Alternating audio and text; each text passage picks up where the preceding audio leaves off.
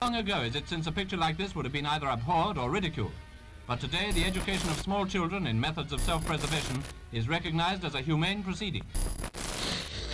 U.S. citizen returning to the United States in the previous 14 days will be subject to up to 14 days of mandatory quarantine. It's the Quarantine Call-In Show with Laura Grant, Timothy Lovett, Kim DeShields, and tonight's very special guest, Dr. Garfield Bright of Shy fame. Woo!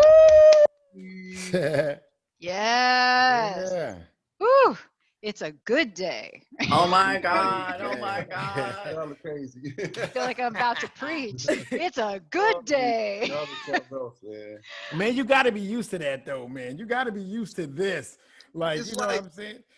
You got to be used to that, man. It's a weird it's surreal. I never get used to this. It's surreal to me. It really is. It's like I'm walking through the bonus round of the video game where you can get all the little chips.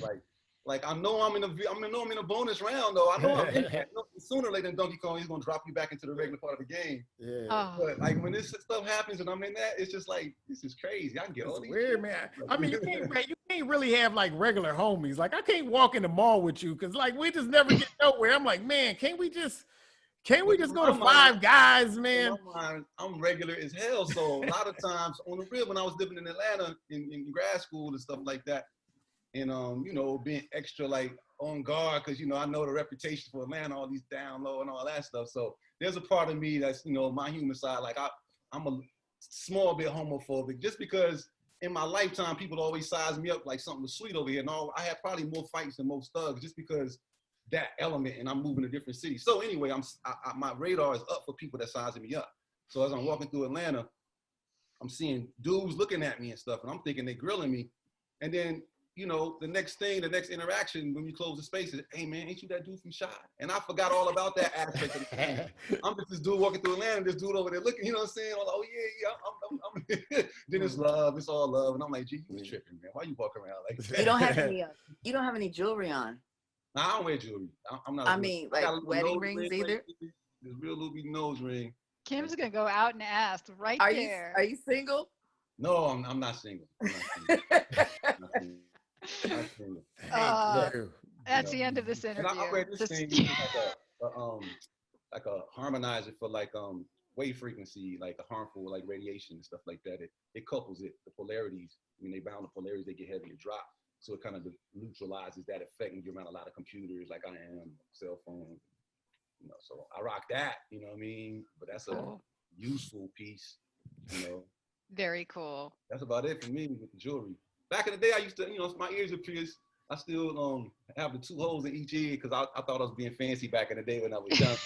Had the 2 joints in my ear, like yeah. But everybody started doing that, and I was just like, you know, well, everybody was kind of already, but then it got just mad ubiquitous, and I was like, nah, I'm cool. I'm just going to Got to be yourself, different. Yeah, I'm just going to take the jewelry off, take the bling away, and just let my own shine do it. If that can't do it, then I'm just can't do it. You know? So can I ask you a little bit about how you grew up? You're from this area, right? Or you grew up in Boston? Is that Yeah, right? I grew up. So I'm like a geographical mutt, man, without even being in the military, right? So I'm gonna give y'all my little, you know, trajectory, my growth trajectory, because a lot of people don't even know this. I never really talk about this for some reason. But I was born in Meharry Hospital in Nashville, Tennessee, right? Mm-hmm. Davidson County, but I didn't live there at all. I was gone. So boom, my parents moved to Knoxville. And so I was in Knoxville in the countryest of places called Raccoon Village. It's like it sounds. It's like a literal, I can't even call that suburbs. That's just the country. And all the families know each other to this day. Everybody, it's like maybe like 50 families in that little circumference. And I grew up there. My grandma was there. My dad that was the support system. My mom. And so shortly after I got 6 years old, I moved to Montgomery, Alabama. My parents moved to Montgomery, Alabama. And from 1st grade to like 7th grade, I lived in Montgomery. Well, it broke up 1st grade to 5th grade. My parents got divorced when I was in 4th grade. And I moved in with my father, and he went to Mobile, lived there, and he went to Atlanta. I lived there doing the Wayne Williams killings when they were killing the kids. Oh, yeah. Oh my gosh. Everybody was so scared and all that. I remember the whole tenor of the times was so crazy. And, I remember that. Yeah. Yeah, it was crazy. And then my dad got this crazy job promotion with the National Education Association, moved to Boston. I went back to my mom for 2 years. So in the 7th grade, I was 12. going on 12. It was time to be with Pops, you know what I mean? And he was ready for me. I moved up to Massachusetts, and he lived in this town called Quincy at first. He was all white, like all white. I went to Quincy High that year. Played ball for him. You know, I was second high scorer, you know what I mean? He sucked though. Like our team was whack. Like we won our last game of the season against North Quincy. You know, you know, I was getting dunks, you know, I was doing my little thug, my little thing. But that place I had to fight a lot because those white Irish dudes ain't playing, man. It's like people don't realize how tough them dudes are. They like they like ghetto white dudes. They are scary. They don't care. Like because I used to pop and break back then, and the Irish dudes had the same Adidas shell toes with the like the hoodies, Adidas hood, because Adidas Boston was an Adidas town back in the day. Puma was in Adidas, and so you know, but at the end of the Quincy thing, I was like, yo, Pops, this thing ain't working out. It's only 3 blacks in the school, and all of us play on the basketball team. I don't have no real support system. I'm fighting all the time in this school against all these Italian and Irish dudes that ain't never seen no black dude in their presence before. Like they really literally had never, a lot of them had never seen black people in Quincy at that time when I was there. This is like 1980.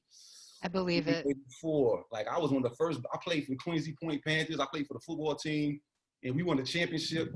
And, but the coach couldn't let me, and I was pretty good. And the coach wouldn't let me run back punts because I was like, I could just, the white guys couldn't tackle me and that. And he didn't want me to shine that much. He didn't want to cause up. I didn't understand that back then. I was like, yo, coach, in practice, I'm killing them. So I was a wide receiver, and I made a little all-star team. But anyway, the next year, when I told Pops, yo, Pops, man, yo, I don't know if I can deal with this one. He said, did you see anything, you know, when you was playing basketball out there that you might want to move to? And there's 2 places that caught my eye that I fell in love with immediately that when we played the games there. When we went to Cambridge Ringen Latin High School, it was in Harvard, you know, in Cambridge, you know, Harvard Square was right there. And I love the culture of Harvard Square, a lot of the weirdos. It was like, if you went to New York, it's like the Village, like kind of like I saw the Rocky Horror Picture Show there, and you know, stuff sprayed on you by the actors, and it was like I was in, you know, the first Urban Outfitters I ever went into was there when it was really dope, and the Auburn Pain was right there. I used to go get a big old baguette. Anyway, Auburn Pain. I fell in love with Cambridge, right? And then the other spot that I fell in love with was Brockton High School. We went to Brockton High School to play against them, and first of all, that school is like 6,000 students. My graduating class, because that's the one I chose. My graduating class was 2,000 students. And, it was incredibly huge, like a college campus. It had 4 wings. It had a core building, 4 wings. Had its own police force. Wow. Police house, like a police with a cars, a station on the like campus. A little station on your campus. 2 soccer fields, like 2 football fields. It was huge. Ice skating, hockey. Wow. It was crazy. Olympic pool, it was bananas. And so I went there, but I wasn't thinking straight because to play ball there, which is what I wanted to do, 6,000 students, that means that tryouts are going to be bananas. Real competition. It was like 130 some people trying out for 12 spots. Wow. And the first month of trials, the coach put no basketball in our hands. It was all, I'm going to wear y'all brothers out. Y'all going to get tired. I'm going to see you going to quit. Wow. And by the end of the month, it was maybe like 60 dudes left, and then in earnest trials actually started. And I made that joint. That was like, as an adolescent coming of age, forming an identity, moving around all over the place, to come to that spot with all that competition and all them brothers who could ball and make that squad. Like that developmentally, like confidence-wise, that did something for me. I don't care what nobody say. Like those types of things are milestones in your path that might not be easily overcomable if you don't make that. Like those are hard. If I didn't make the team, I would have been crushed. You know what I mean? Yeah. So, but I made it, and it made me confident. Then I made the AU team, and we balled out, and it was just crazy. So sports was a big part of my youth growing up. And then, so I was in Brockton. I used to always be in New York because my grandma lived on 128th in Lexington in Harlem, Jackie Robinson house. Wow. So we used to have to on weekends go up there and visit mom. So I got a taste of the New York life while I was in Brockton often. And then when I went to Howard, which is the only college I applied to because I didn't want to go anywhere else. And all these other schools are offering basketball scholarships, but I really wanted to go to Howard, and they didn't recruit me at all. But when I got there, like that, hey man, that was like the place for me right there, and that broadened me even more and gave me the confidence to swim in such an environment where it's a whole bunch of big fish and little ponds coming to that pond and coalescing and networking and aggregating and all the different words that mean coming together, you know. So right before, let's stay in that time frame, right? Now, when you was playing ball and you had to compete for your spot at that time, I mean, I'm saying, like, was you singing? I mean, like, was you singing in the showers or something like that? I mean, ask that, bro. So one of the shows that all of my homeboys used to watch on TV was Carver High School. The white dude that was the coach and Coolidge was singing. Cooley? Cooley High? White Shadow. White Shadow. White Shadow. Man, we should have adopted from Cooley High in a lot of ways. But the White Shadow, and they used to always do doo-wop in the showers and stuff. So we, after practice, you know what I'm saying, we would be in there, and I was video thing, man. It was just so many songs we just be trying to blow, man. And well, I'm singing Mary, Oh. Mary, don't you weep. And then I'll be trying to teach them, tell Martha not to moan. I'll be trying to tell them how to harmonize, and we was in there getting the coach. I just got back in touch with my high school coach, and he told me a story about how he used to listen in on us, and that used to like give him motivation. I never knew that. Okay. And, but the girls used to tell me I could sing. My parents used to tell me I couldn't sing. Really? So, but I didn't care, because if I couldn't hear it on the radio, I would sing just so I can hear my song. I was tired of being patient and waiting for my song to come on, so I would just sing it to keep the rotation before MP3 players and stuff. I kept everything I liked in my rotation with my voice. Cool. And every once in a while on a bus or somewhere, a girl be like, oh, you can sing, you got a nice voice. I mean, word, let me find out. You know, and, so, you know, I didn't really develop it, but I kind of like paid attention to the fact that people said that, and I was trying to listen to myself and see what qualities that they were hearing, because I didn't really listen to myself in that way. I knew I can carry a tune and stuff. And so when I got to Howard and met Darnell, he really, really like worked with me, and he saw that I had some raw talent and kind of like allowed me to develop it in a safe space and everything. And Wow. Shy Happened, I had just started singing when Shy Happened. Like I really, like I wasn't singing in no shows or church. I was going to ask you, church or anything. Arsenio Hall and Jay Leno, that was where I got pledged.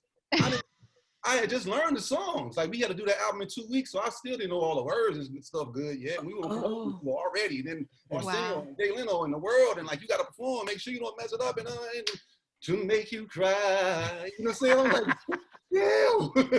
Right. I'm trying to figure out what notes to do or how to deal with stage fright. Like all it was all new. I didn't have a chance to like be scared of, you know.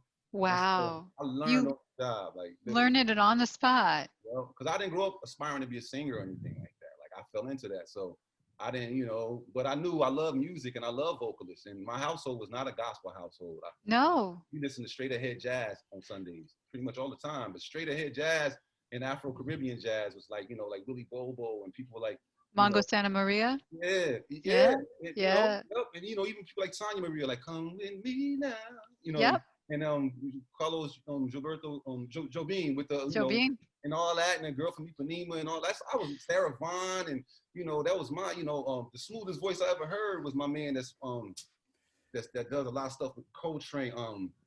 The very thought of you make my heart sing. He got that my one and only love. What's his name? I'm just gonna keep making you sing, so you. I'm not gonna say.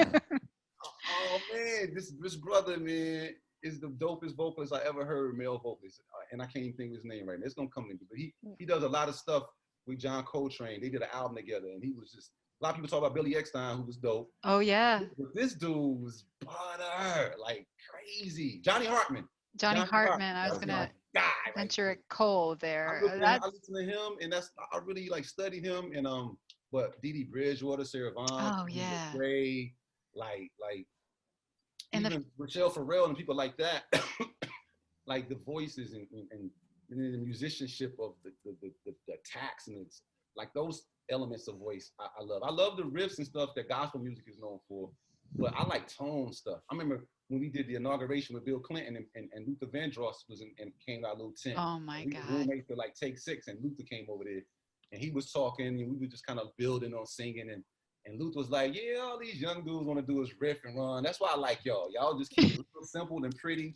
and sing from the heart, and I love y'all's melody. He picked us up, and Take 6 co-sign. He said, man, sing with your tone. He said, let the emotion come out in your tone. You ain't got to do all them trills. The trill is just an excuse because you can't hold your breath. Right. He said, you know, sometimes it's artistic. He said, but man, kill him with your tone, with your attack. Give him a lie, take it back. You know, he said, when you have sex, do you have sex the same speed all the time? Do you be doing all kind of tricks, or do you get the nice, long, slow strokes in? That's a good point, Luther Vandross. Well, he was right, because back then everybody was trilling. It was all like it was a way to not deal with tone. So you would just switch and switch and switch. But And some of the people who I admire that used to just do all that trilling actually tone that stuff down. No pun intended. Pun intended. Tone. And they're like people like Joe, the artist named Joe. Yep. I won't know. He can run with the best of them. Like he's bananas. But when he tone that down and let that writing, his fabulous writing and the melodies, and he just start, you know, it's amazing how you knock me off my feet, girl. You know, he just simple with, and it's just pretty. And a lot of that K stuff came from him. But when he toned it down, that's when the hits came. Like Mariah Carey to me, like she could do all them 10,000 octaves and do all that. Yeah. But when she started like putting that tone in there in that pocket, it just, right. You know what I mean? That's when it started getting juicy to me. Like a lot of people, you know, even more singers are like that. Like. Yeah, well, they used to say in jazz that you sing it straight first. You sing everything straight through first, and then you put all the stank on it later. You know? Get the head right. Let me get that going, and then add your, you know, and like giant steps. Like I was like, when I was a kid, nobody knew about giant steps that was my age, so I had to just sit there on my own and just, because I was on style. But like, John Coltrane, like those aren't just notes; those are whole key changes. Each note is a key change. And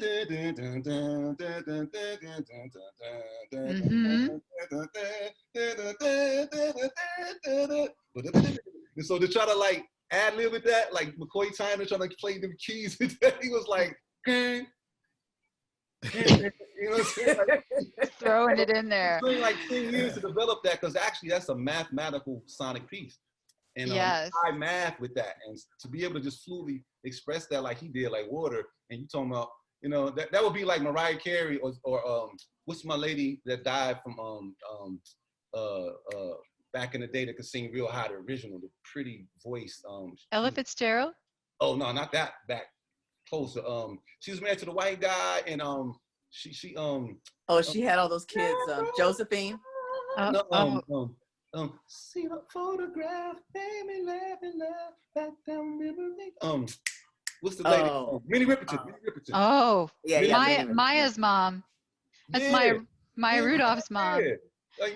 Like, you know, like those that kind of She has beauty. Yeah, that was beautiful. Like when, you know, like Mariah and stuff like that. John Coltrane's thing would be tantamount to somebody having to sing a song going from up there where Minnie Riperton is to the next octave, to the next octave, to the next octave, and just doing that through the whole song. Yes. Fluidity, without even like breaths to prepare for it. Just going, just, you know, like flying. You know, like that. What's that? Like that girl, Lettucey, can do stuff like that. Yes. Yeah. Like, she's dope. I didn't know who Lettucey was, and one time I was in San Francisco, and I went to the Yoshi's, this place called Yoshi's, and it was the Count Basie Orchestra.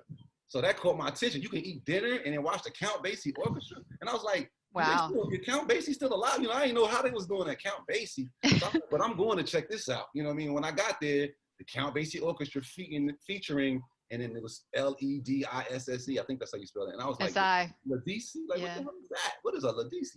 I didn't know if it was a band. I didn't know what to expect. And then this lady came out on stage, and she never made any like herky-jerky movements. She never put her head up or down or anything. Mm-hmm. It was just right here.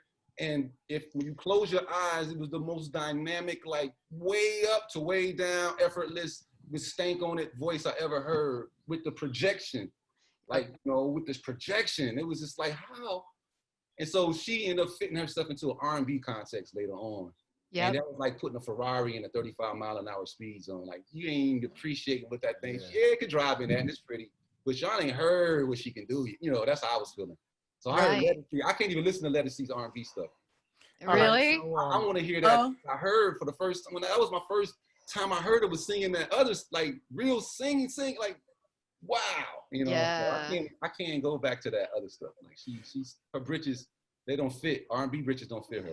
All right, so check it out. Going back, speaking of going back, all right, because I really want to know the answer to this question. I just think like we dancing around.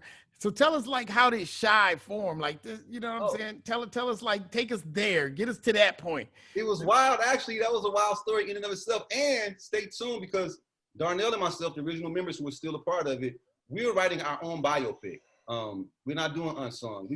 because we have a Howard story, and people like Puffy and Guy and all kind of groups overlapping to our Shy story went to Howard with us. So we're gonna write our own biopic. But anyway, the way we got started was crazy. My first day at Howard University, right? Very first day. And you know, my stepmom, you know, I'm leaving Brockton, Mass. My stepmom done gave me her trunk from when she was at Alabama State. Look, picture this. You know them plaid lumberjack Yes. Picture a hard metal trunk, like the serious trunk. That's that red, that picnic spread plaid. Boom, right? And it got, my name is Garfield Roosevelt Bright Jr. Wow. And she put that joint in all black marker, wrote it on the box. So I got something that said Garfield Roosevelt Bright Jr. on my joint, right? So I get to, but the cool thing, I get to Howard. I don't have to stay in the freshman dorm because it's too many freshmen that year. It's an overflow. So what they did with the overflow was put them in this dorm called Sutton Plaza, which was downtown DC. We was downtown where the action was. Right in the middle of all these prostitutes and stuff. It was live, right? Liquor store right next door to the dorm, like connected to the dorm. Grew up real fast. Oh my God. I was 7 and I was young. Because I started school early because I could read early. So I was 17 at Howard, right? When I wow. Oh, 17, this freshman. I'm in, and so I go up to my room, right? And this fly apartment, because Howard purchased, they really like converted fly condos, prime real estate downtown, right? We go up in their upper class dorms. And they devoted for the males, the 5th and 6th floor, and for the female freshmen that were overflowed, the 9th and 10th floors. And oh my God, co-ed building. It was a 12-floor building. Freshmen, we ran it, right? We was rowdy. Them upper class dudes didn't want to put up no hands with these young, energetic freshmen. They didn't want to waste their time having to fight us. We got visitation taken from us all the time. We was immature, wrestling in the hallways, trying to sneak up to the girl, you know, all that, right? So, but when I dropped my case off, my big old ridiculous clunky thing, my roommate wasn't there, but it was a mad dash to get the back room because it was one of those things where it was like one back room that was fully isolated with its path to the bathroom. And then the other two guys, it was 3 people, the other 2 guys had to share that living room section. So I was thinking I was the first one, right? And somebody else was already in that room. I saw all these stuff. I was like, damn. So I left my case there. And so I went on about my way, came back. Darnell was in that room, but I had bumped into these 2 young ladies. I have no idea who they were. And Darnell was in the marching band. So he had to do 2-a-days going from campus back to the off-campus dorm, and the shuttle buses had broken down. So he had to walk 3 miles to get there and back. Anyway, he was tuckered out. I met these girls in the elevator because I was clean. I had these fly shoes on, and they were upper-class type ladies. Fine. They were like, look, you can tell a lot about a man by the shoes he wears. And I was like, word? You know, what is, you know what I'm saying? It was like, boom, you want to come get some pizza with us? So I was like, let me see if my roommate is here. I need to meet my roommate. Nah, I get in the door, go to that back room, he laid out. I got both these girls on my arms like this. I'm like, yo, I'm your roommate, Garfield. He wake up, because his head was at the foot of the bed. He looked up like this and saw me. And it was like, he shook my hand. I was like, yo, man, we trying to go to Pizzeria Uno. You trying to come? And this is my first meeting him. Now, unbeknownst to me, Darnell's in the band. His girlfriend is one of like the fancy dancers in the black marching band, like the Ooh La La band. His girl is one of those. Well, this girl was the head. She's a senior. She was the head of those dancers. And this girl that I had was the head of the cheerleading team, the captain of the cheerleading team. I had no idea. I just met these girls. And so Darnell knew who they were. He was like, yo, this is my roommate. So he told me, that's how I met D. Now, Darnell's dad, and Darnell, he went to Eastside High School, which is Joe Clark, like, you know, the Lean On Me. Darnell went to that school. And that group Riff, that's his homeboys. That's Darnell's homeboys. And Darnell's dad, who was a social worker at the school and a counselor, he was the manager of those guys as Riff, the group that they became. And so we was always knowing the songs that Riff was about to come out with before they came out. We would go to the adjacent girls' dorm down there and sing all these songs to the girls, harmonizing, because the other roommate that we had played the saxophone. Oh, wow. And his name was Antonio Parker. He was from Philly. And I swear on everything, I bet if he does a DNA test, his bloodline is Charlie Parker's bloodline. The boy, he looked like Charlie Parker, little bird, and call him Tay. And he could play that sax. So it'd be him, me, like a dude named Matt Middleton, who ended up becoming this super dope lawyer in New York, like assistant DA, and just, you know, we was back there singing all kind of harmonies to some girls. And so me and D was cool like that freshman year. We lost touch. He went to go pledge Alpha. Life gets in the way. I joined the Nation of Islam. And then on the downswing of all the activity that took us through coming of age wise, there was this nexus point again where we kind of fell into each other's worlds again. And David Windley. Oh, y'all still there? Oh, Yeah, I'm sorry. I'm sorry. oh, so I started hanging out with D again, and he was already in this little group because he pledged Alpha, which is the beta chapter at Howard University. And all the other guys, Mark and Carl, were beta members. So they called the group beta at first. And I was just hanging out with D because I still had my dorm. Long story short, I got married in college, right? But my dad claimed me on his taxes. So they revoked my financial aid, and I only had enough money left for one semester after that, and I had 2 semesters left. And so anyway, I was married. All of a sudden, I was unstable because I was counting on that financial aid money, and I was able to stay in the dorm, but I wasn't enrolled in school. And during that time, I was hanging out with D real heavy. And my wife at the time, she had a temp job that turned into one of those long-term jobs. I signed up for the temp agency, but at the time I didn't get no jobs yet. So I was just hanging out with D in the fine arts room while they were rehearsing for this one huge show that Howard always put on. And Shy never did any shows before he got a record deal, but this particular show. And so this show was at Crampton Auditorium. It was just like the Apollo Theater. And the football player contingency, those guys, they would come rowdy and drunk. And then the New Yorker types would come rowdy and drunk because they wanted to treat it like the Apollo. So all these artists would come out in this super dope talent show, and all night would be a battle against getting booed. Like you just wanted to survive. And if we picked the straws, we got to go last. And it was super talented people like Trey Lee. He was there. They booed him even though his rhyme was crazy dope. Eric Roberson, he got booed. He was there. He sung this song called Pretty Brown Eyes by Mid Condition that was brand new at the time. I hadn't even heard the official version. I heard him sing it first. Get her off. Get her off now. He killed it and they booed him. Hey, don't move me. Don't you do it. Don't you do it. Wait, hold on. Somebody bombing. We need to get bombed Somebody out. video bombing you. I just have Get him out of here. one Get him thing out to of here. say. Yeah. This is not good. And then, get rid of that too. Get him out. Oh, Lord. Can you dump them? I just have Please. Heaven, nigga, you don't hate on me. I Damn, bring you see out him? that 11. Bit out the AK. I'm sorry, man. See, look, Shit. 7. I bust it up on you, What you doing, nigga. Mike? Get rid of these people. So, For Can some I get reason, them I out don't of know here? why. How do you have to control this, Tim? Sorry, Whoever's sorry. the moderator. has control. Get rid of Jamal. Just Jamal Davis is what it says. Yeah, get rid of Jamal. Get rid of Jake Miller. Get rid of Jessica. Dolphin game. Oh my God, why is this still going on? Sorry. Not make it private. Dolphin. Get Dolphin. these people out of here. Thank you, You got God. 'em? So who are these random? Get rid of I thought yeah. my boy who sell cars. That's No, G get Bright. rid of Jake G Miller. Bright. Get rid of Jake Miller David, now. David, G Bright, you're a David stupid too. nigger. G Bright, you're a stupid nigger. David, Willie, Hey, Jesus watch it. Christ, this I is don't know who crazy. these Get him out of here. That's welcome to the internet, man. Hey, Jake Garfield, too. I'm sorry, man. Just let's kill all of them. Yeah, only more Mo. Keep Mo. Jake Miller. Get him out of here Oh, right Brent, now. Brent, oh my God. Control. What is going on? Who's the moderator? Brent, I'm sorry, man. This is crazy. No, Wow. all you gotta this do is is make it bullshit. private. All right. Yeah, so gotta everybody's make- out. Yeah, you gotta make it private somehow. Just only let Michelle in if just she's in the waiting room, please. That's it. Jesus. Holy cow. Sorry. That was- guys, Harris that and was crazy. Garfield, I'm so sorry. Oh, that's how Zoom is, I guess. Like, you know what I mean? Sometimes, yeah. We've only been hit once before, and we never. Jake Miller's still here. That's like having No, it's he's like gone. having a Okay. church service with the doors open, man. People gonna come by. You know it. You gotta lock the doors, yo. It's It's fit, been right? a long time. Woo! But hey, forget all that craziness.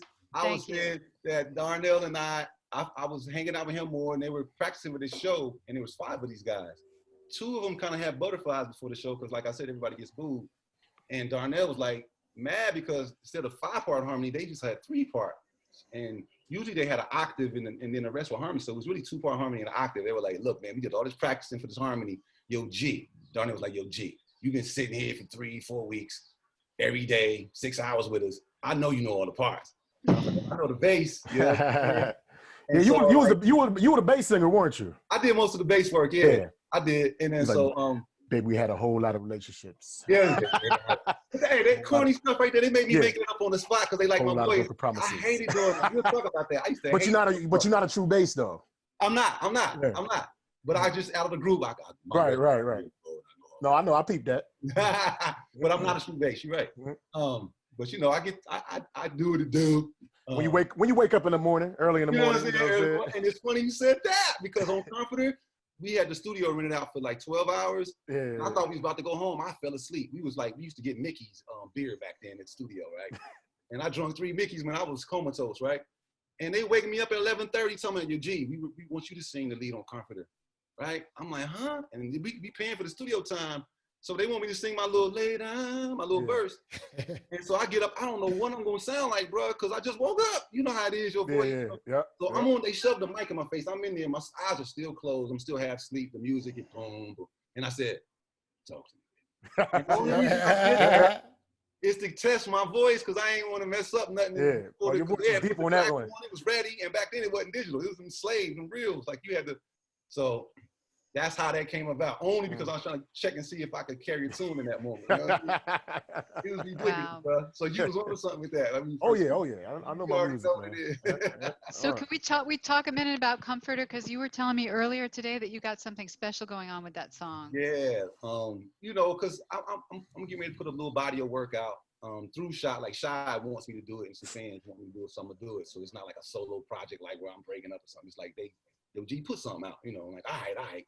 And so I'm thinking about branding and stuff like that. And as I just turned 51, so people are like, you know, like our last song was way back in the day. Like, what in the hell does a Garfield song sound like now? So since all of that is like the unknown, it's always smart to come through the known to get to an unknown, right?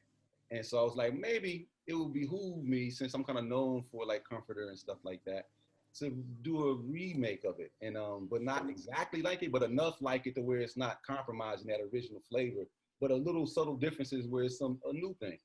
And so Darnell produced it, and it's Comforter Redux is what we call it.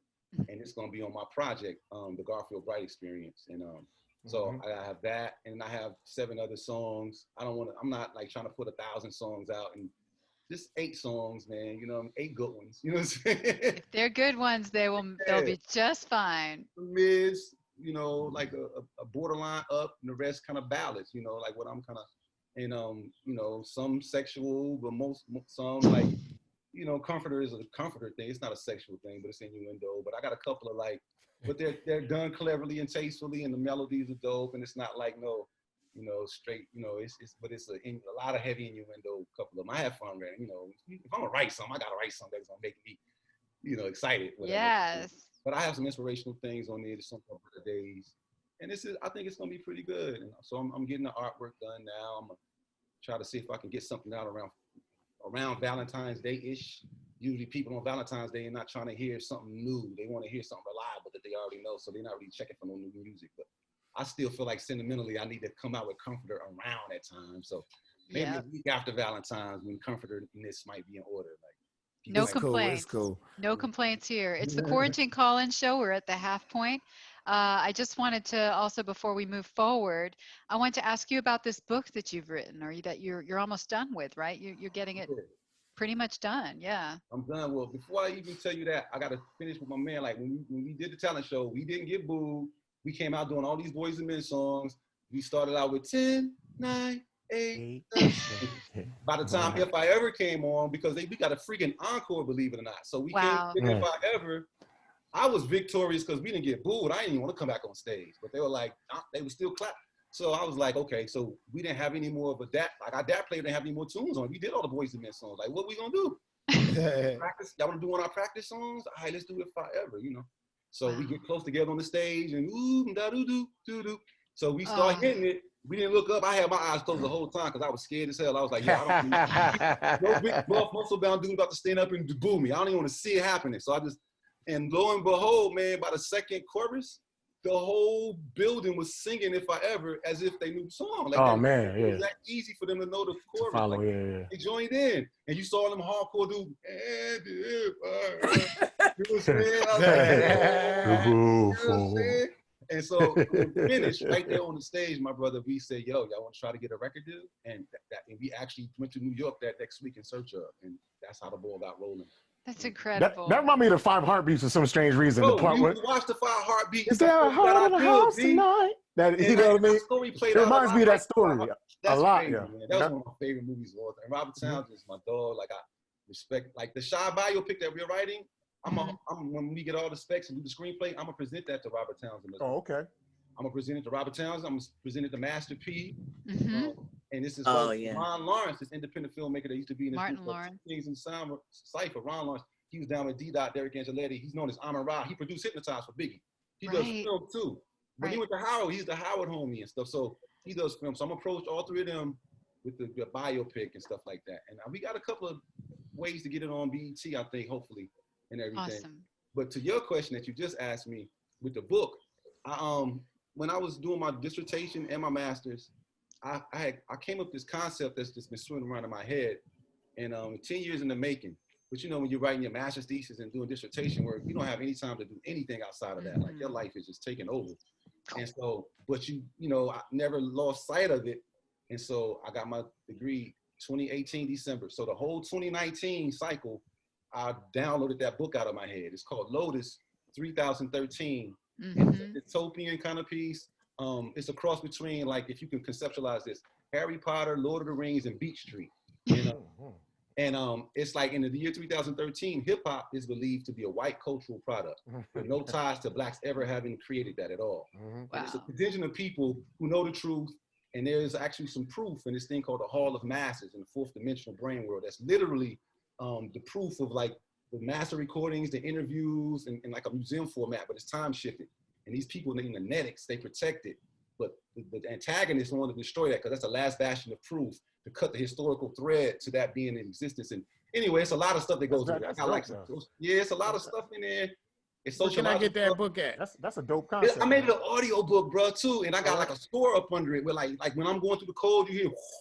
Oh, that's really okay. Yeah, that's so it's getting done now. I'm waiting for the artwork. I want to also put that out in like March in the spring. Like that's my birthday, so that'll be perfect. Thank you. March, what is your birthday? March 23rd.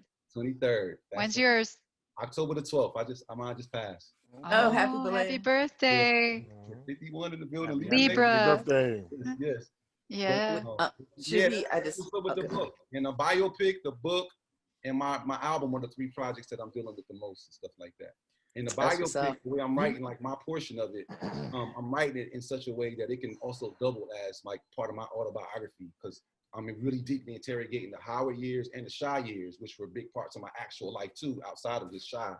Like when I wrote my story, that's still the same spec. So it's really detailed what I wrote. I'm proud of that. I can't wait. It's gonna be dope.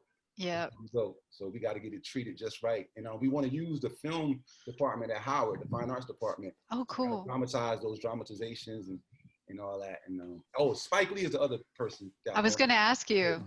That's my. If you're going to submit it to Spike. Like all Spike's movies, I've watched like a billion times. Like. And his father's music, it's just like man, so. Man, come on, and then Terrence Blanchard all through the stuff, and I know. And then the Branford, oh man. Marcellus, yeah. What? You know where it's at. Here in America, what? Dude, man. Well, if you ever need an extra, you're like man number 3, man crossing the street, or man at diner. I'm your man. You know what I'm saying? He's the man. He's all the man. I'll be that guy. You know. What I'm saying? we want roles too. Yes. We do. You know why this happened? Only reason I got hair like this, you like my twin over there. Real spit. Like I like the fade and a little curly top fade right there. That's what I like. That's what I would prefer. But when I was in Atlanta, the dudes could never really get my fade right. Like that line is still be kind of there, and I can't take that line still being there. Like, I got you. I'm a barber. So I just started letting it grow out. She's a barber. I let it grow, and now like this is like 3 years in the making. Like, it's nice. It's very beautiful. I wish. And I like the gray on the beard. I'm partial to that gray. Yeah. My mom hates it. My mom always wants me to dye it. But she's old school. Like if you're in the industry, you're supposed to just stay looking to see. I'm like, Mom, this is actually what's coming out my face. This is you're distinguished. I accept it. I accept it as me. It's my actual face. I'm gonna wear this, you know, and everything is actually naturally all me. You know, if your mom, she doesn't want you to have gray on your beard because that makes her look older. That's what it is. My mom looks great. Like, she don't even look her age at all. So it's like, she just comes from that school where she just wants me to be just extra clean cut and, you know, all that. Like, she hates that I have long Tennessee. hair. Yeah, you know, she's Southern Belle and all that. You know? Laura, do you guys want to just interject real quick the contest and then? Oh yeah, the contest. I'm bad. And then move and then. Yes, ma'am. So okay, yes. Which song are we doing? Do we pick a song? If I ever fall in love. If I ever fall in love again. Yeah. So we have two contestants. We have Maurice Green, who is a comedian, and we have Michelle Brooks Thompson, who is a voice. You know, she's been on The Voice. Like she's she's been on The Voice. Oh, I lost. No, bro, because you can put that stink on it. I don't want to hear that, man. I don't want to hear that. Michelle, you gotta unmute your mic. We need more green. Kevin, if you're there, the shirt say everybody need more green. Kevin Sharp, if you're there, you come on in. Yeah, you come on in, Kevin. Yeah, I'm on. Kevin Sharp, you know Kevin Sharp? Well, when I was like younger, it was a brother that Avery Sharp. Who? You know Avery Sharp? Played with McCoy. Bass player. Kevin, he was from Alabama though. I don't know if this is the same Kevin Sharp, but that name, like, wow, because he was talented. He could have probably went places in football. This brother I used to know. Yeah. Well, this is our Kevin Sharp. He's from Springfield, music family in Springfield. Brother is Avery Sharp from McCoy Tyner's group. Oh my God! Upright bass. I thought you said the real McCoy. I was like, what? The real McCoy. McCoy, man. McCoy Tyner. Dream, my boy. You know what? It's pressure. You gotta bring him in. Smooth vocals.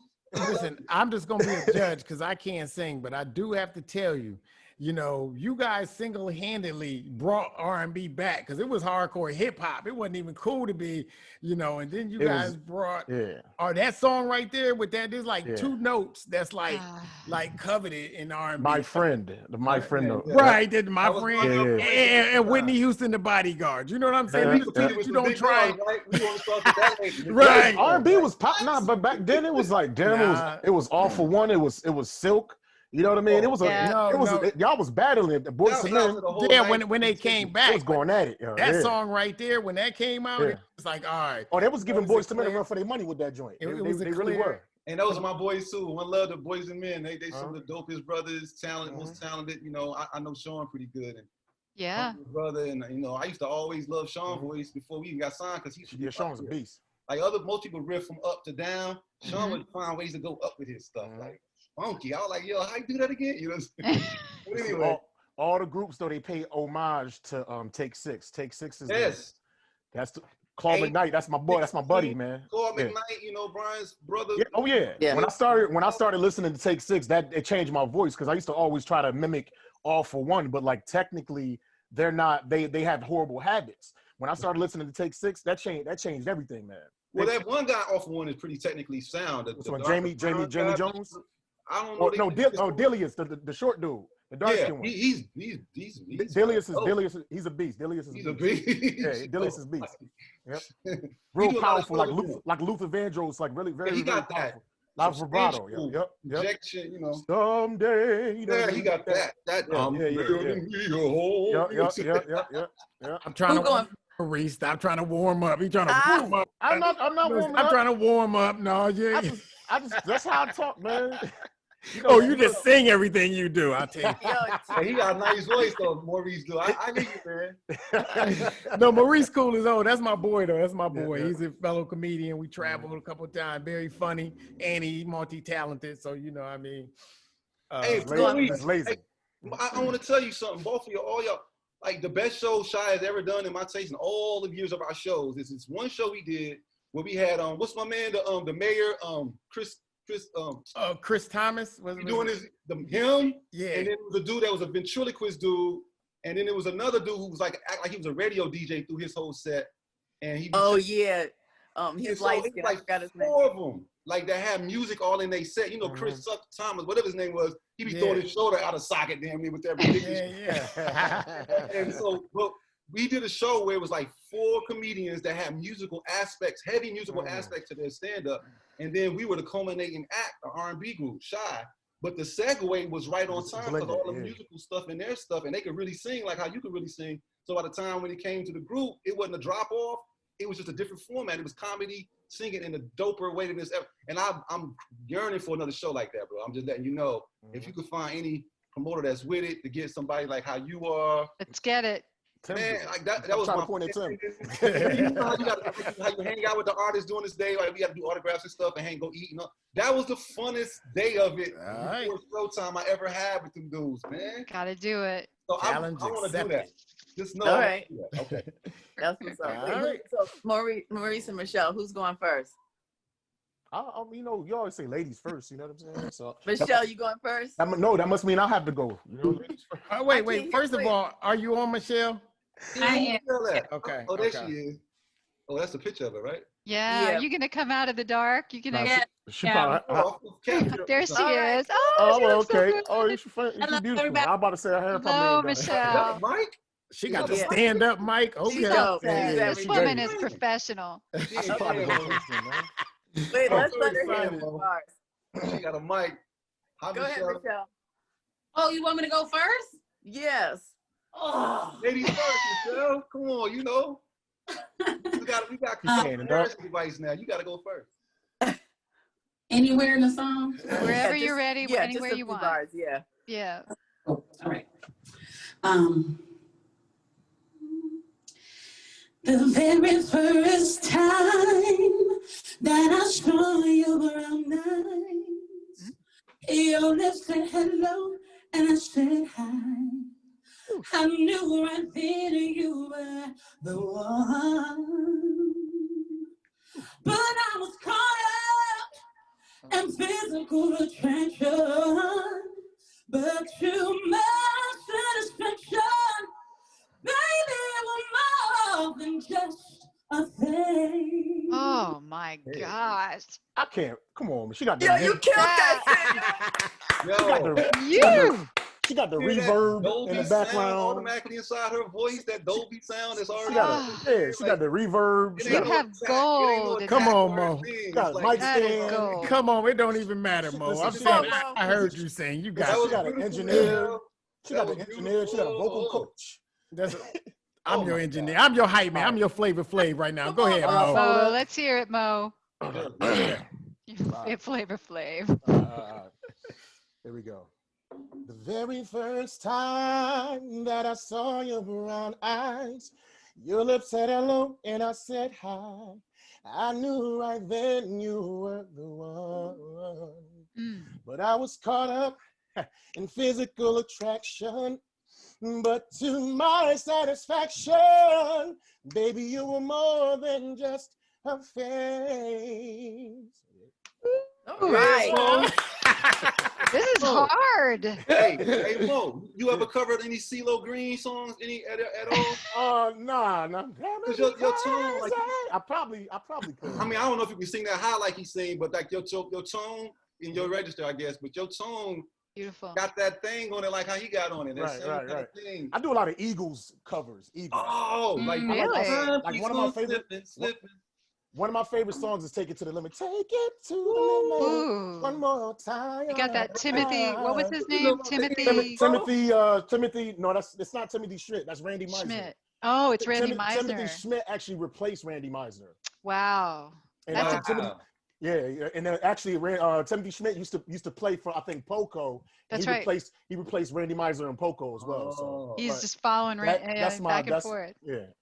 When I'm really good, I can hit the high notes and all that. Those are high notes, yeah. On that, boy, you got to throw a little shot of Hennessy on there. Yeah. I learned that from Lil G from Silk.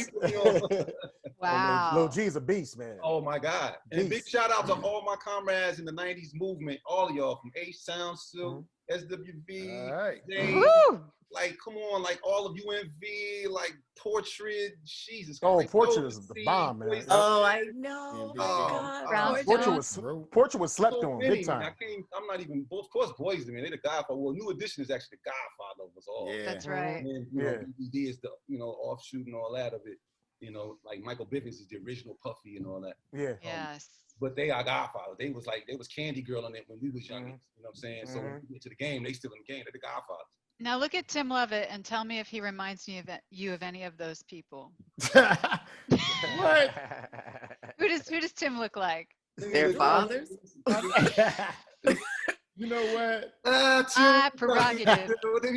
Say I like do Bobby what I Brown. want to do. Everybody's talking all this stuff about me. She just snapped on you so hard. She did. She just did you just Nigga call like me? Told you your me big sister gonna why. get you, right? Yeah, that was a joint though. Saturday do. So anyway, getting back to the contest, both you guys did great. We're not gonna pick a winner. We just gonna send both. y'all both guys. She knows. She actually got pipes. Like I can hear it. Like man. me, I'm Great. We're gonna send y'all both T-shirts. I'm an impressionist. I'm not really a singer. I just do. I know how to. You You're sing, good. When I'm singing, I'm trying to. Whoever's singing that lead, I'm impersonating the lead. You know what I'm But saying? you can sing enough to be able to do that though. Like just because you conceptualize it don't mean you can carry it off. But Right. You can sing. Nigga, you Because can I sing. impersonate. Thank you. You got a nice voice. Thank So you, man. Michelle Thank and you. Mo, please remember When to I was send young, us. people used to say I look like you, but I don't know why. Maybe it was just because. Because both y'all high yellow. I got Hey, no I'm hair no brown more. skin. Yeah. That's probably what it is. Yo, how did Gerald? How did it feel being the only light-skinned brother? You know what I'm saying? And then, because we was winning at that time. Man, the dark when New Jack City came out, us dark-skinned, but we was winning. And then you gonna show up. We thought we had the clean sweep. Then you That show up was in the only group. one though, man. Dark Skin Brother's been winning 30 years, bruh. No, look on TV. Ain't a dark-skinned brother on Hey, TV. but y'all no know more. what? Y'all know what? On some real mic check, my dad is like blacker than my shirt.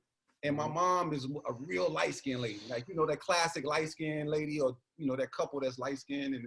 And then I got made in the middle of that. So, like, growing up, the way I saw color, because my dad was the extreme dark and my mom was the extreme light, I never realized how much colorism really, was ubiquitous in our communities and pervasive as it is. Like, because I never picked girls because they was light skinned or dark skinned. I just picked the girl that I vibe with. She could be whatever. If I be vibing, it's pretty brown skinned, pretty light skinned, it's pretty girls all over the place. And then it's good people too.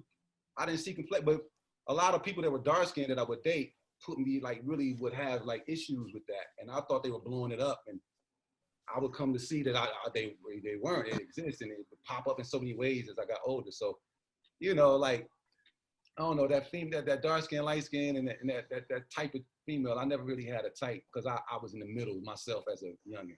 Like I saw brown and light skin, they black to me, 16 shades.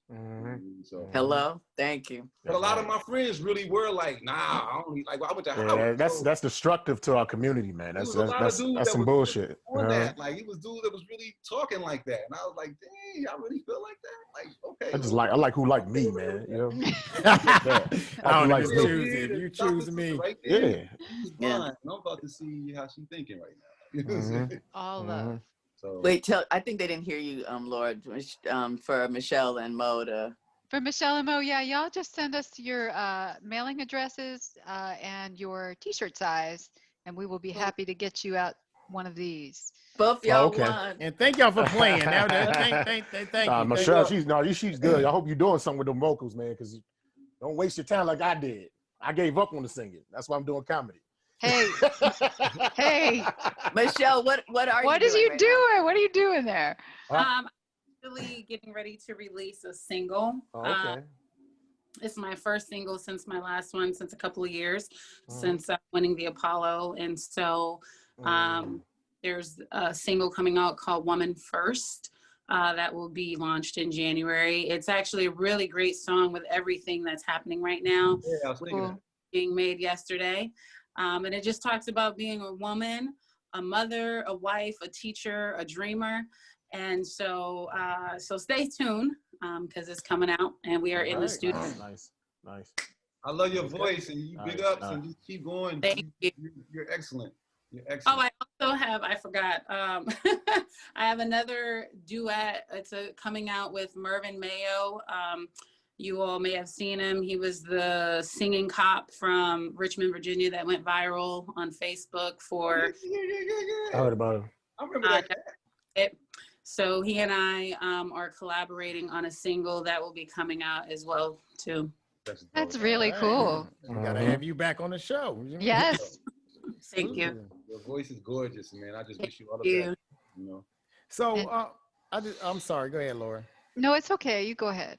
All right. Well, I was gonna say I know we talked a lot about Shy, and I understand you've done a lot of other things. I mean, is there anything like I heard you taught like a hip hop class. How'd that You know, Oh, tell us about you, man. I'm just like a natural educator, I think. And so as I matriculated through this thing, I found myself in situations because I was an older student returning. So I kind of didn't fit the actual demographic for what I was in. I had different types of relationships with authority figures. It wasn't just a student. So one of the professors at Cal State Northridge, Dr. Stanford, she was trying to design something that had more of an engagement mechanism to it for her political science classes. She was also in the African American Studies department, and I came from Howard, so we kind of bonded on that. And she knew I was from Chi, so she wanted me to help her conceptualize that kind of a class. So I did, and it was called The Politics of Hip Hop. And it was a class that spoke to issues germane to the hip hop landscape, like misogyny and gender and colorism and then amendment rights and stop and frisk laws, that were all kind of different things. But instead of writing rhymes about it, painting the landscape like CNN, they were writing research papers. So we formed a hip hop think tank, which was a magazine, a journal rather, where we put our research in there. And it was sexy enough that some of the conferences invited us to come present our work. Atlanta was one of the places where the National Council of Black Studies holds a conference a lot of times. And so I got invited along with my contingent, and I presented a couple of papers. They liked my acumen, I came from Howard, I am a Howard student, even though Chi and all that. And so I represented. They were like, look, bro, I know you're in Chi, yeah, but what you have on the other side, that you'll be an asset in our program. And at that time, African American Studies departments, there are some that are programs, there are some that just have courses that are cross-listed, and there are some that are departments that have their own chair. That's a bigger kind of control. But to bolster their claim, it is kind of contingent upon who they produce. So when people graduate from the master's program and go and get PhDs, then they can kind of like go to the university and be like, look what we produce, and allow us to get a PhD program extended from this. So it was a lot riding on us to do what we do. They picked me to be one of those guys. They saw something in me. So they gave me the fellowship. I came there and I did my thing. And I went on and got the award, the Asa Hilliard Award for the outstanding GPA, 4.03. And my master's thesis was prized up and everything. Then I got my dissertation, my doctorate, same kind of thing, 4.03. I got an award for the highest dissertation and everything. And that kind of matriculation, that piece, that was in me. I had to come out. It was a both and situation. But the example that was allowing me to set was that, yeah, you're an R&B singer, because that was something inside you that needed to come out and burgeon and fruit itself. But the other aspect of you is just as viable, and it's just authentically you as well. And so that both and mentality had to kind of go. And so I teach that to everybody within earshot. Get rid of the old binary where the versus mode is there and there's an either or paradigm. You were made out of what you're made out of. And if you suppress that because mom and dad come from their paradigm saying you got to get money and just do this, and that part of you, your soul is connected to singing if you're a singer. Like there's no way you can suppress that just because you might not be able to make money on it and you be healthy going through life, because that's just in you to come out. Like you have to do that. So I teach that to the kids who have talent. In my classroom structures as an educator, I would provide spaces to where all that kind of stuff live, because I'm creative enough to put elements like I had thinking cap questions that would not be germane to any core content, TCQs. And so I would pick artists to come to the board and draw me a baseball cap to the back. So at any time in the beginning of my class, it'd be 5 or 6 students up there drawing hats to the back with TCQ on it. And it's questions like, who is more literate? A person that does not know how to read, or a person that knows how to read but never reads a book, never reads anything? Who is more literate? Like, and then it makes you beg, like the question, like, what does literacy mean? It makes you go, and they answer these questions, what is bigger, the mind or the universe? Like, it's so many different types of, it was so many questions, TCQs, but they would be engaged is my point. And then from there, we would go to the content. But by then, because there's no judgment, because I never pretended to have the right or wrong answer in that scenario, it was an equality in there. And I put the chairs in a circle because that shape is equilibrium based. There's no hierarchy in the circle. We all face each other. Nobody can hide behind the rows and columns. It's transparency. And I wasn't in the middle of the circle. I was one of the seats. And that's how I taught class. And so those types of mechanisms made me be a natural teacher. I saw I had talent, and I just kept taking it places. And, I stay like I am. I stay myself in all spaces so they can see, that you can be you. You ain't got to be no tight in the ass, suit wearing, blazer wearing person to be a PhD. You just got to be curious about knowledge and use your imagination. And imagination is the most revolutionary thing that we have the capacity to do, because we dare to see and hopefully through it something that is not. And so the structure that makes us obey, that constantly teaches us to obey, where you get these real smart obeyers that are not critical. Imagination in and of itself breaks the structure that we live in, to where you're automatically outside of the rules. And you're actually in a creative mode, the highest, because you dare to see what could be. And then the audacity to make it become. And that's the most revolutionary thing, because in this day and time with the digital everything and the internet of things, the control of the mind and the psychology, these feedback loops on social media that give you yourself back. So you buying a cheaper version of yourself at your own expense. Right. Those things rule the mind and create paths to allow you to stagnate. And imagination pushes you forward. And the kids have that capacity to get beat out of them young, and replaced with the obedience mantra. And so I dare to have them imagine in my spaces. I create curricula and avenues where imagination-based piece and student-centered piece is the main thing. And I'm creative, and I can jole a lesson around that, but let that live. And so that's, to me, if I impart anything, is just keep imagining out there, you know? So not to simplify you, but you inspire people to think, imagine, to love with your music, Sure. and to be even better than they had ever thought they could be, because of that audacity to dare to think further, to go outside of the, the obeyance. Right. They don't look at imagination as a revolutionary act, because but the people do not want you to imagine and dream. You know, Robin D.G. Kelly, a scholar that I admire, talks about dream and how that pushes envelopes, and as a philosophical approach, like how you know what you know comes as a byproduct of your ability to create trajectories that haven't been conceived and actually have the audacity to follow them through. Like Steph Curry, that's a living embodiment of it. His trajectory on his shot allows him to shoot from damn near half court at a time where it used to be considered a bad shot, but his percentages are so high with that ridiculous shot that for him, that's a good shot. And now a lot of youngins coming up, and now whole offenses are created to shoot long range shots, because that's now a good shot. But it took one person to really imagine that could be a good shot, and to get so proficient at it to change the trajectory on it that it was normal, a new normal. And so that formula is, you control isness. So that's my piece right there. Beautiful. God, you're everything. Damn. I know. Right? Shit. What? I I thank you for that, for real. I'm just passionate about education and ways that people, go through this thing and navigate through this thing, because, we didn't have a chance from 0 to 7 years old. We didn't have a critical thinking muscle. We just did what mom and dad either said was good or through body language made us feel was good. And that became the baseline to our identities. And a lot of that stuff is not vetted for like truth, for like actuality. And that's part of our identity that we got to go back and revisit. And so there's a lot of those things that if you really went back, you'll see that there's a lot of holes in a lot of the concepts, Like just think of soul food. The top 5 killers of people in the Black community is food related. And so, but that's our tradition. We do that. That's our way, you know what I mean? But it's all culture, good culture. You know what I mean? We literally derived that in slavery, eating the scraps and stuff like that. And we co-opted it so we can have something to embrace that's ours. But it gives us high blood pressure and kills our butts. Gives us arteries and in the name of having something that's ours. No, that ours got to change. So I've been plant-based for like years, since I was like, for like 10 years. And when I was like 17 in Massachusetts, I ran into Ayanna Gregory at a gas station. Dick Gregory's daughter. Yeah. Was trying to holler and all that, but it was my crew and her crew. We went back to her crib, and way before Trader Joe's and all that stuff, she was showing me donuts sweetened by beet juice inside of clear plastic wrappers. And I was like, that can't be sweet. And it was the best tasting thing ever. And so when I got to Howard, I had a little touch of Dick Gregory and Ayanna in my head saying, don't eat all that Burger King and all that. And so now I'm 51, and when I joined the nation, we ate 1 meal a day and fasted a lot. And I was vegan then.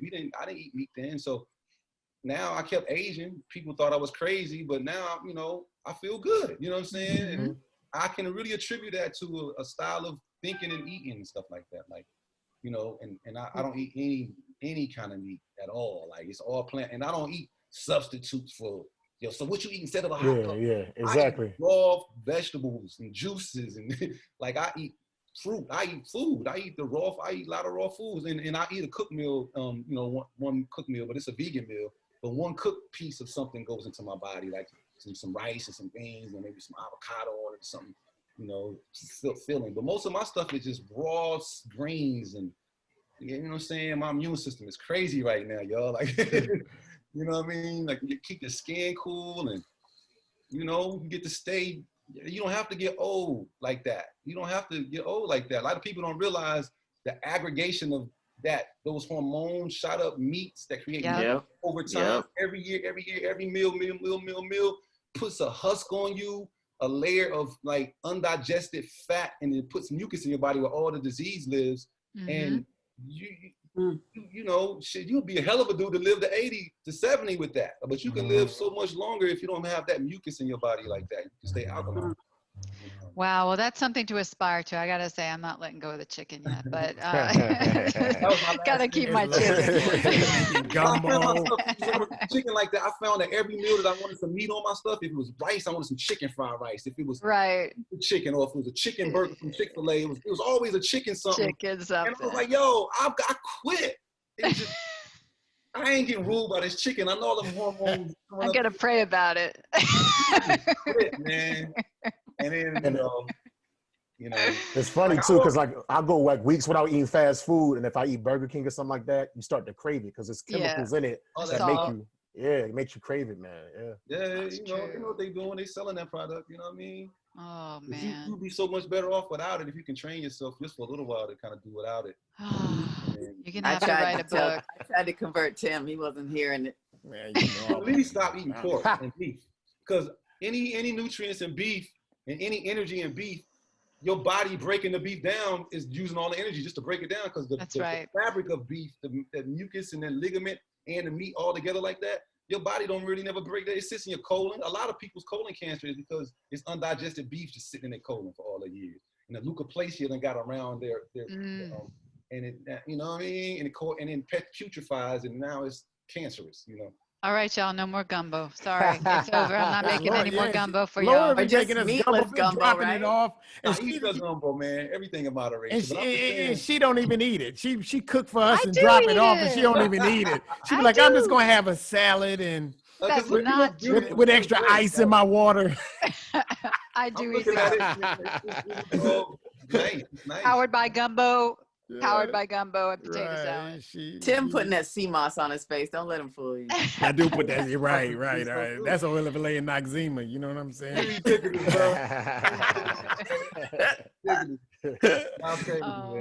I love this. This was hanging out with y'all and stuff, man.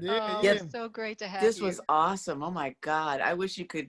Do you have any classes that you teach via Zoom or anything like that? That we can audit or sit? Look into that, because I got this little series that I'm thinking about putting out called I Was Wondering, ... And all the things that I think, I want to set up a model. I always tell people like that 0 to 7, how they run critical. Well, I set up things where I went back and challenged certain things that I just took in wholesale just because I wasn't critical yet. And it's little simple things. Like, I used to always ask my dad, like, why do they call this stuff real estate? Is there a fake estate somewhere? You know, like, and no adult could ever tell me why is it called real estate instead of just some estate. And I finally learned why it was real estate, and I dropped that. Like, the word real is royal, like in political science and how we talking about sangre real, the royal bloodline. And I saw real, and I was like, that's real. That ain't real. This real estate. And then it harkens back to days where the aristocracy and land ownership was an exclusive ability of white nobility. White male nobility had that ability to own. And it still exists today because you pay taxes. You might own your crib or something, but you paying taxes on that land because that real estate, that royal estate is in effect mode. And so I understood that, we still live in a time, and they're putting it in our face and hidden in plain sight that the aristocracy still in the elite, the Lord Serf model, still is very much so rich in the power dynamic and stuff. And so that answers that. All kind of little stuff, like Wednesday, like the days of the week. I used to always, because my teacher that I used to look up to and think she was smart, we would spell the days of the week, and we get to the Wednesday, and they be saying Wednesday, but it's this W-E-D thing popping up, Wednesday. I'm like, that ain't no Wednesday, and then you smart. Why you saying it like Wendy, like Wednesday? That ain't W-E-N-S-Day. Like, And so something didn't sit right with me, but the adult was saying it, and I trusted the adult to know what they know, because I'm just a little kid, and I just let it go, but it always bothered me. So in my old age, I went and revisited the days of the week and the concepts, and why the hell was Wednesday there? And I figured it out. And it's trippy because I don't understand why this would be, and I got to do some more research, but Wednesday is actually harkens back to the Norse mythological figures. So Wednesday, and the reason why that form, that WDN form, is there a consonant, is because that's Woden, the father of Thor. Like Odin is another name they call him by, but that's Woden's day. And guess what? The next day, Thursday, that's Thor's day. Oh, wow. And then Friday, there's a consort to them, this lady named Freya. Friday is her. Wow. Saturday is Saturn day, Sunday is Sunday, Monday is Moon day. Tuesday, I had to figure that out, because, you know, the planets associated with them too, because Monday, Lunes, Moon. Tuesday, Martes, Latin, you know, Latin-based, Mars. Wednesday, Miércoles, Mercury, which is Woden's day. Thursday, Thor's day, Jueves, which is Jupiter. And then Friday, Viernes is Venus, planet of love, as in lady is the consort, she's love. And then Saturday is Saturn day. But Tuesday took me some time, and I figured the damn thing out. Tuesday is a corruption of Zeus day. That TU, there's languages where D, T, and Z's can be interchangeable in different, you go through history in different languages. The T, D's, and Z's are interchangeable. You can hit a T and it can sound like a D and it's like a Z. Like those are, and so Tuesday is Zeus day. It's a corruption of Zeus. So all the mythological, you know, and I'm like, why do we have Greek and Norse mythological characters in our days of the week? And then I started thinking about how many years in a row over thousands of years has the mode of living been something called a Monday through Sunday paradigm. And then imagine what those people who were living in the year that end up being claimed as year zero because of Christ or whatever, what year was it actually in that year when they were living through that year before somebody in the future said back then that was year zero? What year was we actually in then? When they went back to zero, now we in the year 2020, starting from that zero year that really wasn't a real zero. What year was that in human time? So all those kinds of things I ask, and the I Was Wondering podcast, we're going to explore all that and look at it. Sounds good. I'm in. That's dope. I'm in. I just want to, yep, go ahead. My mind is blown. Like, I'm just like, oh my God. So this is what you was doing during the quarantine? I always ask that. I mean, this is the quarantine calling show. I mean, we got to get it, you know, so we got to know. I mean, that's just like a general question we ask all our guests. What was you doing during the quarantine? Like when I was trying to build structure so when the quarantine is over, I have some viable product, a deliverable that can, you know, be the culmination of my work during quarantine. So my book, my album, and then the Shy biopic. Those are the things that I put mine in. But during that, you know, I'm digressing because things are sparking thought. I'm having epiphanies and building on things, and I'm trying to figure out how, because the next year I'm gonna do a lot of Dr. Bright stuff. And so I'm trying to figure out an angle to where I can have something that doesn't run out of content, that's universal, that I'm a wellspring of, but that ties in all of my cells and it gives a spark to the audience to kind of build with me on it. And we come to some kind of like build mechanism on things that I spark building with, like, and then, you know, so I'm trying to figure that out. And so that's what I was doing during the quarantine, is figuring out how I can interface better with people through social media and through these kinds of technology-based, you know, interaction-based things. Okay. Well, I feel really lazy now. I mean, as fuck. Yeah, right. I feel like I do nothing. I know, right? Garfield's got it. I wanted to do something. I thought I did something because I signed up for DeBry. You know what I'm saying? Hey, I supported a lot of OnlyFans because I support small business. So, you know, I did. Hey, and that's heavy. That's real split right there. I signed up for acting classes too. You know, I got signed with your agent. He's doing acting classes. Yeah. So I don't think y'all heard the joke. It's not easy, man. I think the joke went over all y'all. I heard the OnlyFans thing. I got that. I know exactly what that is. I know. I'm saying, you know. I think we've all supported an OnlyFans. Oh, wow. OnlyFans. I said I support small business. That's why. You stupid. You was on Pornhub. I had like 20 different memberships. It's hard to pass up when they say like one only like $3. You be like, it's only $3 though. Let me. When you do that like 20 times, then that's it. Stupid, dude. I be like, this better be worth something, man. This is the same price as Disney Plus. This better be worth something.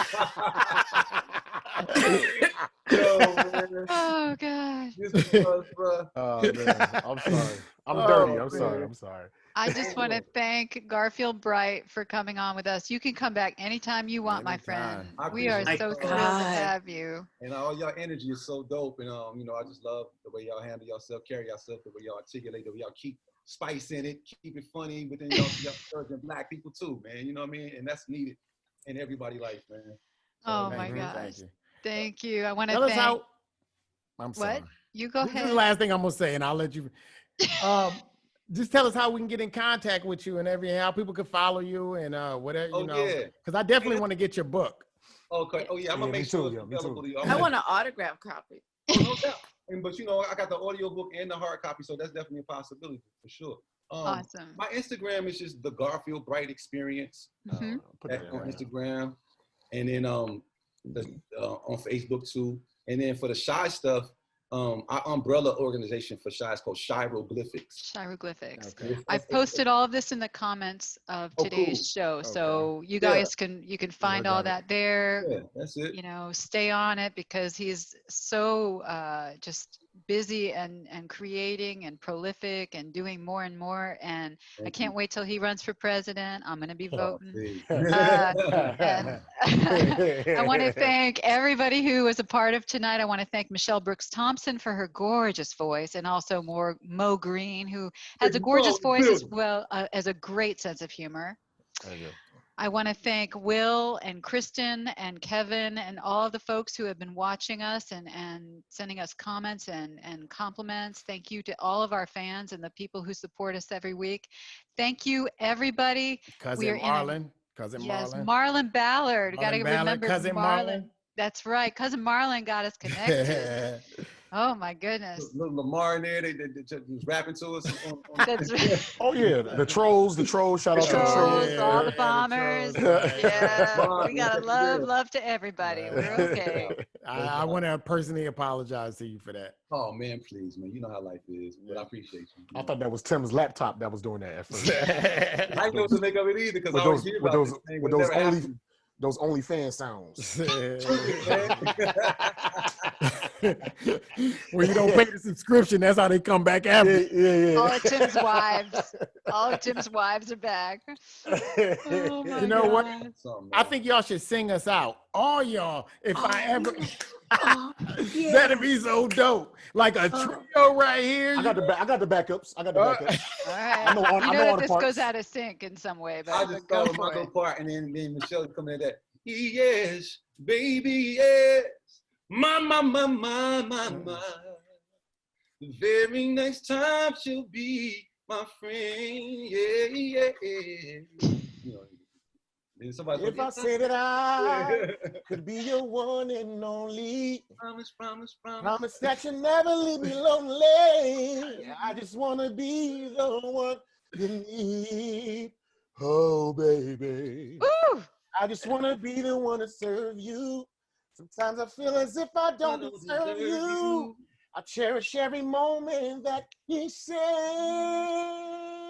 And if I ever fall in love again, I will be sure that the lady's just a friend. if I ever fall in love with you, babe, I will be sure that the lady's just like you. We tried to harmonize. I know I got it.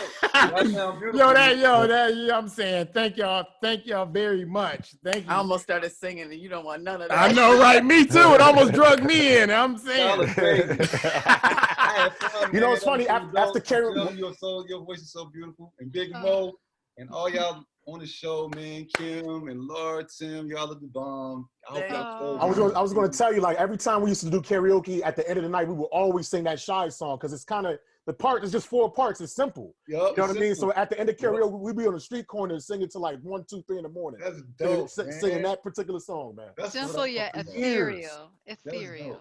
That's dope. That's my. Thank you so much. Right. You're so. Thank you, man. Yep. God. I just added you on our IG too. Oh, good looks. Yeah, all right. All right. Well, that is another wrap of the quarantine call-in show. Thank you so much for joining us. Joining us next Saturday at 6 p.m. Eastern Time with our next special guest. Have a wonderful week. We'll see you. Good night. Bye-bye. Bye-bye. Peace. Any U.S. citizen returning to the United States will be subject to up to 14 days of mandatory quarantine. Okay. We got that vaccine, third eye clean, we Visine. Dancing off the top rope, we Dougie off them high beams. Running hard like track meets, debutantes in back seats. Niacin for Claire P, my piss test with 5. Double parks on planet Mars, they surf the net, we surf the stars. Quarantine in Zanzibar, breathing on the masses. Paper like